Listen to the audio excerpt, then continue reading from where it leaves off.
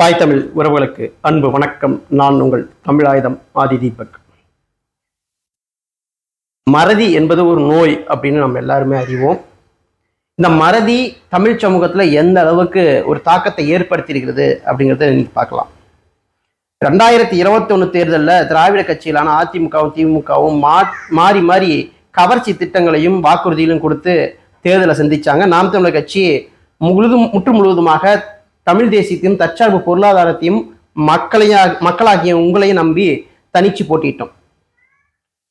நாம் தமிழர் கட்சி செயல்பாட்டு வரைவை ஒரு திட்டமாகவே கொடுத்து எப்படி நாங்கள் செயல்படுவோங்கிறத சொல்லியிருக்காங்க.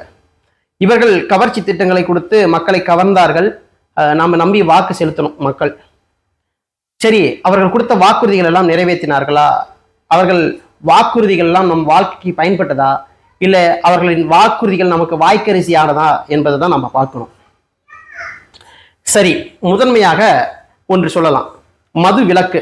நாங்கள் ஆட்சிக்கு வந்த உடனே முதல் கையெழுத்து மது விலக்கு தான் அப்படின்னு சொன்னாங்க.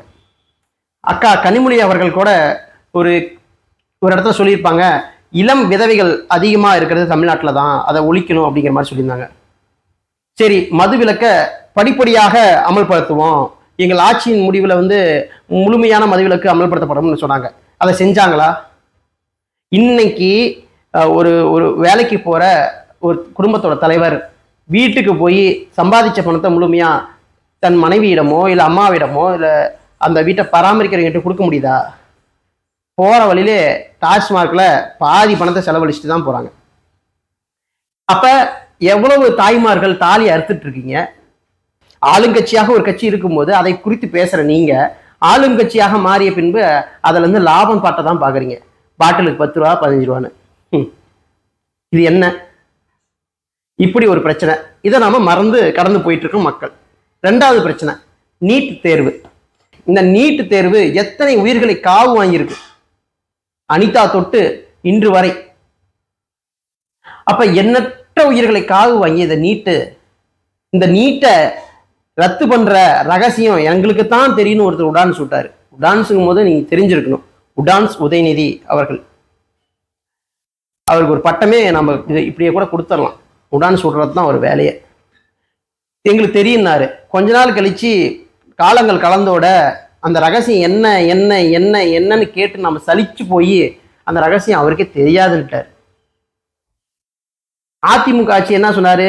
முதுகெலும் பெற்ற கூன் உளுந்த ஆட்சி. எடப்பாடியார் நீட்டு தேர்வை ரத்து செய்ய மாட்டாரு, அது எங்களுக்கு தான் தெரியும் அந்த ரகசியம் அப்படின்னு சொன்னார்ல. அது செஞ்சாங்களா? செய்யலை. மக்கள் அதை ஞாபகப்படுத்தணுமா? அவங்களுக்கு இல்லை, மறந்துட்டோம், கடந்து போயிட்டோம். சரி, அதை விட்டுருங்க. 2 நாட்களுக்கு முன்னாடி நான் ஒரு கூட்டம் நாம் தமிழர் கட்சி சார்பாக தயார் செஞ்சுருந்தாங்க. நம்ம அந்த கூட்டத்தில் கலந்துக்கிட்டோம்.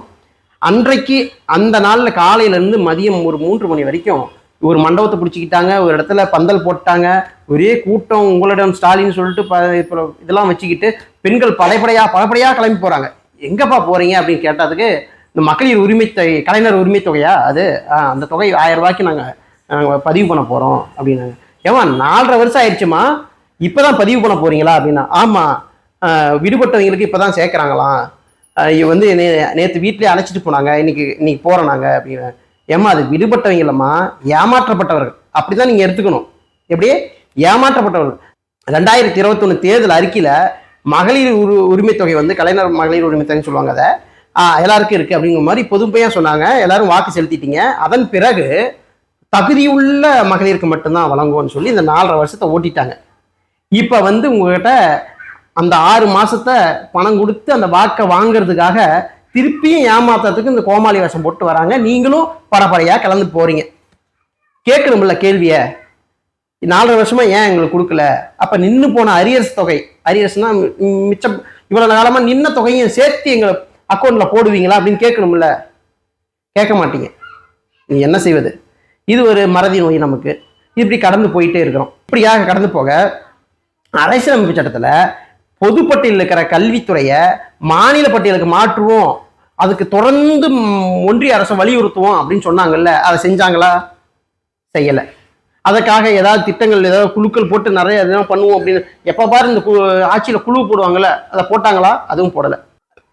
அரசியலமைப்பு சட்டம் 343 பயன்படுத்தி தமிழை கோ அஃபிஷியல் லாங்குவேஜ், அதாவது மத்திய அரசு உள்ள வங்கிகள்லையோ இல்லை நிறுவனங்கள்லையோ இல்லை ஏதாவது ஒரு அலுவலகங்கள்லையோ தமிழ் மொழியை வந்து கோ அஃபிஷியல் லாங்குவேஜாக ஆக்கும், அதுக்கு நாங்கள் வலியுறுத்துவோம் அப்படின்னு சொல்லியிருந்தாங்க. அதை செஞ்சாங்களா? அதை ஏதாவது வலியுறுத்தினாங்களா? இல்லை. இவர்கள் இந்த கொடுத்த வாக்குறுதி எதுவுமே பெரிய வாக்குறுதி எதுவுமே நிறைவேற்ற மாட்டாங்க. இவங்க நிறைவேற்றுற வாக்குறுதி தெரியுமா? சாக்கடை போடுவது, சாலை போடுவது, இந்த மாதிரி சின்ன சின்ன இதெல்லாம் பண்ணுவாங்க. ஏன்னா அதில் தான் வந்து கல்லா கட்ட முடியும், அதில் தான் பணம் அடிக்க முடியும். என்ன செய்வது? நாம் ஏமாந்து பழகிட்டோம், அவங்க ஏமாற்றி பழகிட்டாங்க, கடந்து போகிறோம். வேற என்ன சொல்ல முடியும்? ஆச்சரியமான ஒரு வாக்குறுதி படித்தேன். இலங்கையில் நடந்தது போர்க்குற்றம், இனப்படுகொலை அப்படின்னு திமுக மத்திய அரசை வந்து அந்த வந்து சர்வதேச நாடுகள் முன்னாடி வந்து நிறுத்தி கேள்வி கேட்டு அதுக்கான தீர்வை எட்டுவோம், யார் உதவியோட? இந்திய அரசாங்கத்தின் உதவியோட அப்படின்னு சொல்லி அவங்கள வலியுறுத்தி அதை பண்ண வைப்போம் அப்படின்னு சொல்லி ஒரு வாக்குறுதி கொடுத்துக்கிறாங்க. இந்த கடந்த 4 வருடங்களாக அவர்கள் இதை பற்றி ஏதாவது ஒரு சொல் பேசியிருக்காங்கன்னு சொல்லி யாராவது எடுத்து அனுப்புங்க. தயவு செஞ்சு எனக்கு தெரியல, இருக்கா அப்படி இருக்கா அவங்க பேசியிருக்காங்களா அப்படின்னு எனக்கு தெரியல. என் கனவு உலகத்திலே வாழ்வாங்களாட்டுங்க அவங்களாம், திமுக காரங்களாம். தமிழ்நாடு அரசு 2021 9 லட்சம் கோடிக்கு கடன் தொல்லையில இருக்கு. இந்த கடந்த 10 ஆண்டுகள்ல அதிமுக அரசு இந்த அளவுக்கு அதிகப்படுத்தி வச்சிருக்காங்க அப்படின்னு திமுக வந்து ஒரு குற்றம் சாட்டினாங்க. நாங்க ஆட்சிக்கு வந்தோம்னா அதை வந்து குறைப்போம், மென்மேலும் பெருக விடாம தடுப்போம், அதுக்கு ஒரு நிதிக்குழு அமைச்சு அந்த குழு வந்து அதை பராமரிக்கிற மாதிரி நாங்கள் பார்த்துப்போம் அப்படின்லாம் வாய்க்குள்ளேயே நிறைய அறிக்கைகள்லாம் கொடுத்துட்டு இன்னைக்கு 2025 கணக்குப்படி தமிழ்நாட்டோட கடன் எவ்வளவு இருக்குன்னா 15.5 லட்சம் கோடி. ஏண்டா மாறி மாறி திருடுறதுக்காடா உங்களுக்கு ஆட்சி தேவைப்படுது? எங்க தலையில ஏன்டா கட்டுறீங்க? இப்போ நீங்க வந்து ரோடு போடுறேன், அது பண்றேன், இந்த திட்டங்களை நிறைவேற்றுறேன், அந்த திட்டங்களை நிறைவேற்றுறேன், உலக வங்கியிலும் உலக நாடுகளிலும் கடன் வாங்குறதெல்லாம் என்ன பண்றீங்க? அப்படி 15 லட்சம் கோடி கடன் வாங்கி இருந்தீங்கன்னா இன்னைக்கு தமிழ்நாடு எப்படி இருந்திருக்கணும்? சொர்க்க பூமியா இருந்திருக்கணும்ல. அந்த காசெல்லாம் எங்கடா தான் போச்சு?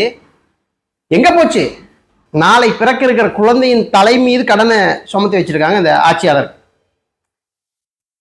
எப்படி கடன் ஏறாம இருக்கும்? போக்குவரத்து துறை நஷ்டத்துல போயிட்டு இருக்குது, அது லாபத்துல இயங்கவே இல்லை.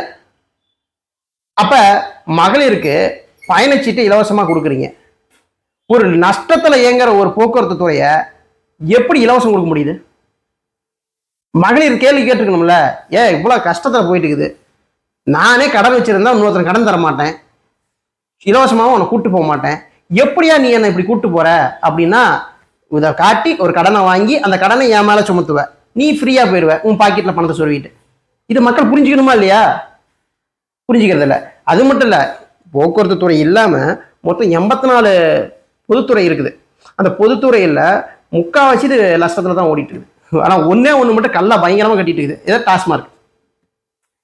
மக்கள் புரிஞ்சுக்கணும், குறிப்பா வந்து மகளிர் இதை புரிஞ்சுக்கணும். இந்த கவர்ச்சி திட்டங்களை கைவிட்டு விட்டு நாட்டுக்கு நாளைய தலைமுறைக்கு யார் வந்து தெளிவான அரசியல் சொல்றாங்க, தெளிவான திட்டங்களை வச்சிருக்காங்க, மக்களுக்கு பயனுள்ளதா எதை யார் பேசுறாங்க, ஒரு திட்டங்களை செயல்படுத்துறதுக்கு யார்கிட்ட நுண்ணறிவு இருக்கு, இந்த மாதிரி செயல் திட்டங்களை வந்து நீங்க பார்க்கணும். இந்த மாதிரி செயல் திட்டங்களை தேடி நீங்க ஓடினீங்கன்னாவே அண்ணன் செந்தமிழ் சீமான் அவர்கள் தானா வந்து முன்னாடி நிற்பார். அப்ப நீங்க புரிஞ்சுப்பீங்க.